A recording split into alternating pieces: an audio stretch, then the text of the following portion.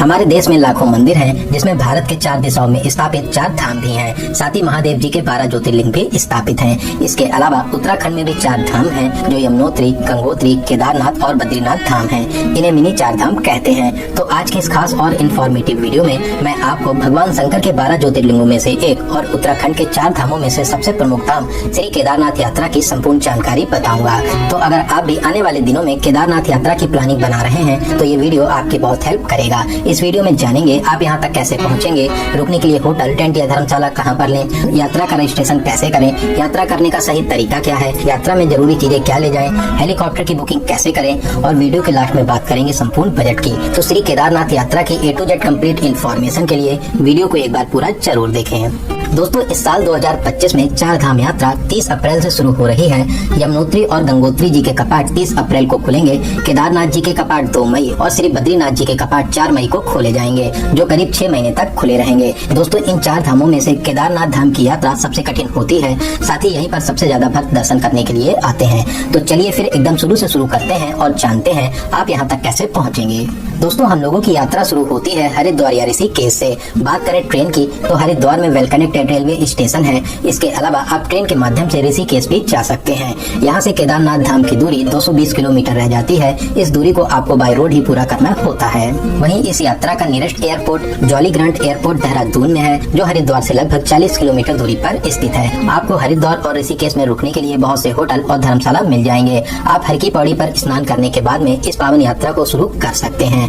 तो चलिए जानते हैं केदारनाथ तक जाने के लिए क्या क्या माध्यम रहते हैं। बात करें गवर्नमेंट बस की तो बसें ऋषिकेश से मिलती हैं, जो सुबह 3 बजे से शुरू हो जाती हैं और लास्ट बस 9 बजे तक ही मिलती है। आप कोशिश करिए एक दिन पहले ऋषिकेश आ जाएं और आते ही नेक्स्ट डे मॉर्निंग की बस की बुकिंग कर लीजिए। बस वाले इस 200 किलोमीटर दूरी के लिए 600 से 700 रुपए का चार्ज करते हैं। बस आपको केदारनाथ के सीतापुर बस स्टैंड पर ड्रॉप करती है, जो सोनप्रयाग से लगभग 1.5 किलोमीटर पहले पड़ता है। वहीं शेयरिंग टैक्सी आपको हरिद्वार बस स्टैंड के पास से मिलती है, जो रेलवे स्टेशन के सामने ही बना हुआ है। शेयरिंग टैक्सी में इस 220 किलोमीटर दूरी के लिए 1200 से 1500 रुपए चार्ज करते हैं। इसके अलावा प्राइवेट टैक्सी वाले एक साइड का 8000 से 10,000 रुपए का चार्ज करते हैं। दोस्तों, अगर आप 2 से 3 लोग हैं या फैमिली के साथ जा रहे हैं तो आपके लिए टूर पैकेज सबसे अच्छा ऑप्शन रहता है, क्योंकि बस सुबह जल्दी जाती है और बस की बुकिंग करने के लिए आपको एक दिन पहले आना भी होता है। तो आप बहुत ही अच्छे टूर पैकेज एजेंसी अद्भुत उत्तराखंड ट्रेवल से टूर पैकेज ले सकते हैं। स्क्रीन पर और डिस्क्रिप्शन बॉक्स में आपको सभी डिटेल्स मिल जाएंगी। इनके रेट्स और सर्विसेज भी अच्छी रहती हैं। तो चलिए पहाड़ी रास्तों को पार करते हुए बहुत ही शानदार सफर पूरा करके अब हम लोग पहुंच चुके हैं सोनप्रयाग। दोस्तों, कार या टैक्सी के माध्यम से आप सोनप्रयाग तक आ जाएंगे। यहीं पर मल्टी लेयर पार्किंग भी बनी हुई है। सोनप्रयाग केदारनाथ का पहला पड़ाव है। सोनप्रयाग से ही केदारनाथ यात्रा शुरू होती है।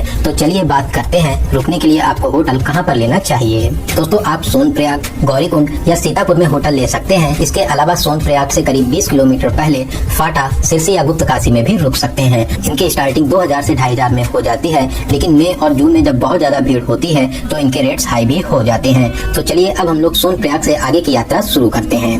दोस्तों, आप सोनप्रयाग से जल्दी सुबह 3 से 4 बजे निकलें, जिससे आप केदारनाथ टाइम से पहुंच जाएं। सोनप्रयाग से गौरीकुंड तक 5 किलोमीटर के लिए यहाँ की गवर्नमेंट बुलेरो चलती हैं, जिसमें 50 से 70 रुपए देकर आप गौरीकुंड तक पहुंच जाएंगे। सोनप्रयाग से आप जितना लेट निकलेंगे बुलेरो के लिए उतनी लंबी लाइन में लगना होगा।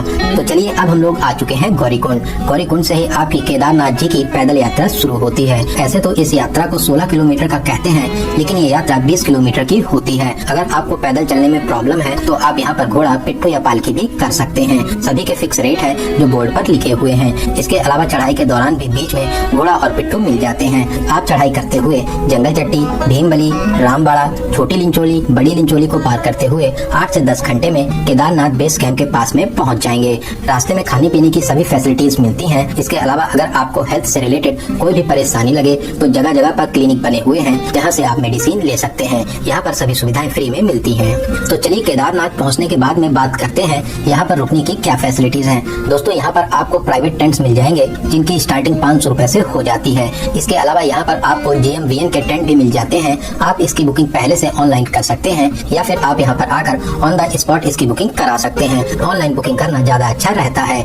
वहीं अगर आपका बजट अच्छा है तो आप यहाँ पर कॉटेज भी बुक कर सकते हैं। सभी के रेट्स अलग अलग रहते हैं। वेबसाइट पर आपको सभी डिटेल्स मिल जाएंगी। तो चलिए रात में हम लोग अपने टेंट में आराम करेंगे और अगले दिन जल्दी सुबह उठकर स्नान करने के बाद में दर्शन के लिए चलेंगे। दोस्तों आप जितना जल्दी जाएंगे भीड़ उतना कम मिलेगी। तो प्रसाद लेकर लाइन में लगकर मंदिर में प्रवेश करेंगे। श्री केदारनाथ ज्योतिर्लिंग के दर्शन कर जीवन को सफल बनाएंगे। महादेव आपकी सभी मनोकामनाओं को जरूर पूरा करेंगे। दोस्तों ये स्थान सभी का ड्रीम प्लेस है, तो आप भी प्लान जरूर बनाएं। महादेव आपको दर्शन के लिए जरूर बुलाएंगे। इसके अलावा दर्शन करने के बाद में मंदिर परिसर में कुछ देर जरूर बैठें। यहाँ पर बैठकर आपको बहुत ही सुकून मिलेगा। फिर उसके बाद में आप सोनप्रयाग के लिए वापसी कर सकते हैं। बात करते हैं यात्रा के दौरान आपको कौन सी बातों का विशेष ध्यान देना चाहिए। दोस्तों रास्ते में आपको शॉर्टकट मिलेंगे, लेकिन आप शॉर्टकट का प्रयोग एकदम ना करें। आराम करते हुए चढ़ाई को करें। जगह जगह पर नींबू पानी, खीरा और फल खाते रहें। अपने साथ में ड्राई फ्रूट्स जरूर रखें। चढ़ाई के समय आप कम से कम सामान ऊपर ले जाइए। इसके अलावा अच्छे से गर्म कपड़े पहने। जैकेट, ग्लव्स, मफलर,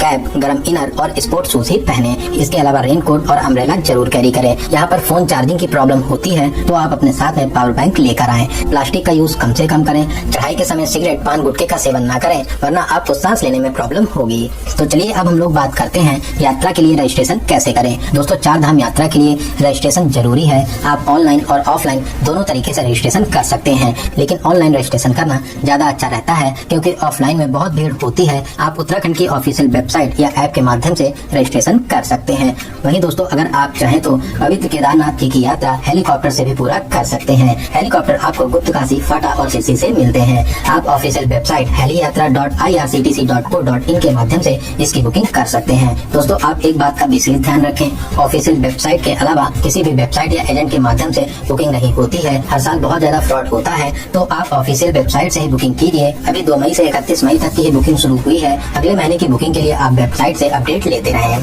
तो चलिए बात करते हैं यहाँ पर आने का सबसे अच्छा समय कौन सा रहता है। दोस्तों ऐसे तो 6 महीने ही कपाट खुले रहते हैं, लेकिन मई और जून में सबसे ज्यादा भीड़ होती है। इसके अलावा सितंबर और अक्टूबर भी अच्छा समय माना जाता है। जुलाई और अगस्त में बारिश का टाइम रहता है, तो आप चाहे तो उस टाइम को अवॉइड भी कर सकते हैं। बात करें आपको कितने दिनों का टूर प्लान बनाना चाहिए। दोस्तों अगर आप हरिद्वार या ऋषिकेश से आने जाने का प्लान बनाते हैं और आप पैदल यात्रा करते हैं, तो फिर आप 5 डेज और 4 नाइट का प्लान बना सकते हैं। इतने टाइम में आप बहुत ही अच्छे तरीके से इस पावन यात्रा को पूरा कर लेंगे। तो चलिए अब हम लोग बात करते हैं बजट की। दोस्तों अगर आप बस से आना जाना करते हैं, साथ ही आप इस यात्रा को पैदल करते हैं, तो फिर आप मान के चलिए कि 8,000 से 10,000 प्लस ट्रेन टिकट, इतने बजट में आप बहुत ही अच्छे तरीके से इस पावन यात्रा को पूरा कर लेंगे। वहीं दोस्तों अगर आप बिना किसी परेशानी और बिना किसी भागा दौड़ी के बहुत ही अच्छे तरीके से इस यात्रा को पूरा करना चाहते हैं, तो आपके लिए टूर पैकेज भी एक अच्छा ऑप्शन रहता है। आप बहुत ही अच्छे टूर पैकेज एजेंसी अद्भुत उत्तराखंड ट्रेवल से टूर पैकेज ले सकते हैं। स्क्रीन पर और डिस्क्रिप्शन बॉक्स में आपको सभी डिटेल्स मिल जाएंगी। आप बात करके अपने टूर पैकेज की डील को फिक्स कर सकते हैं। तो दोस्तों यहाँ पर मैंने आपको श्री केदारनाथ जी की यात्रा से रिलेटेड हर एक छोटी बड़ी जानकारी को बहुत ही अच्छे और सही से देने की पूरी कोशिश की है। अगर फिर भी आपके कोई क्वेश्चन रह जाते हैं तो आप हमें कमेंट के माध्यम से पूछ सकते हैं। बहुत ही जल्दी आपके कमेंट का रिप्लाई दिया जाएगा। दोस्तों आप इस वीडियो को कहाँ से देख रहे हैं और आपको वीडियो कैसा लगा कमेंट बॉक्स में जरूर बताइएगा। अगर आपको वीडियो की जानकारी हेल्पफुल लगी हो तो अपने एक लाइक से हमें मोटिवेट जरूर करें। साथ ही साथ अपने सभी फ्रेंड्स और रिलेटिव में जरूर से जरूर शेयर करें।